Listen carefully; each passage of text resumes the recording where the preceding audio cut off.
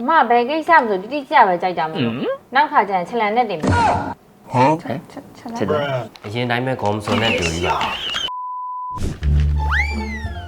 ဟဲ့မြတ်ငါတို့ finance နဲ့တွေ့ရမယ့်ချိန်ရောက်ပြီတင်တယ်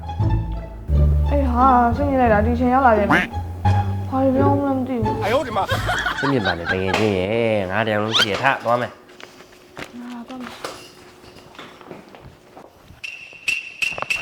ဟဲ့ကဒီနေ့ finance အမအချင်းဘယ်လိုရှိလဲဟင်ဩအရင်တိုင်းပဲခေါင်းစုံနဲ့တူကြီးပါဟာနေရလဲဘာပြောနေမှမသိဒီနေ့သူ့အစိတ်ချင်းတွေဘယ်လိုရှိလဲအဆင်ပြေလား okay လားမင်းနေတဲ့ဟာဘာပြောမှမသိညက်လေအဲ့ဒါတော့ငါလည်းဘယ်သိမှာလဲဒါပေမဲ့နေစိတ်မပူပါနဲ့ငါမနေ့ကဖျားရှိခိုးလာတယ်ဖျားရှိခိုးလာတယ်အားကိုရမလားမှတ်တယ်တင်းရလဲဦးကြောင်ကြောင်နဲ့လာမင်္ဂလာပါ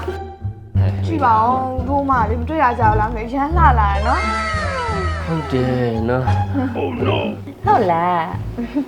အမကလေအဲ့တွေ့ရလူတိုင်းအဲ့လိုပဲပြောနေကြဆိုတော့အမမအဲ့ဩတော့ပါဘူးအာဟုတ်အမနှစ်ကုန်ပြီဆိုတော့ဒါကစင်းရင်ချက်ကိုစစ်လို့ရအောင်လို့ report လာတင်တာပါ Okay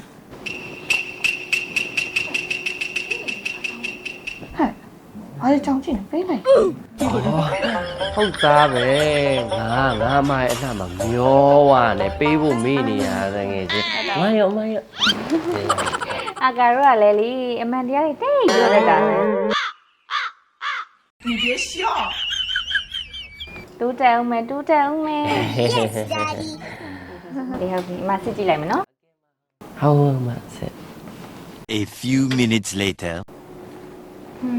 ချန်ပီယံကြီးရတဲ့လောက်ကတော့အဆင်ပြေပါတယ် Yeah boy ဒါနဲ့ ဒါမှမပါဘူးလေအမမလေးရှေ့လိုက်နောက်ဆုံးပတ်မှာလေ1000လူနေ1000လူနေ哎呦我的妈တထောင်ပါ哦ဟာအဲ့ညီမတို့စက်ရုံဘက်ကိုသွားတာရှည်တန်းမှုဝယ်လောက်လိုက်တာမှာဟုတ်ရင်းနေမှုအဲ့ဆိုချက်အောင်ချစ်တယ်笑ချစ်တယ်ဟိုအမဟိုလေဟိုရေဘူးဝယ်ဆိုင်အောင်လမ်းမေးရအဲ့မင်းတို့ကိစ္စလေအမဘယ်ကိစ္စမဆိုတိတိကျပဲကြိုက်တာမလို့နောက်ခါကျရင်ခြံလန်နဲ့တင်ပြီ哎呦我的妈ဟုတ်ဟုတ်ကဲ့ပါမင်းတို့တော်လို့ရတယ်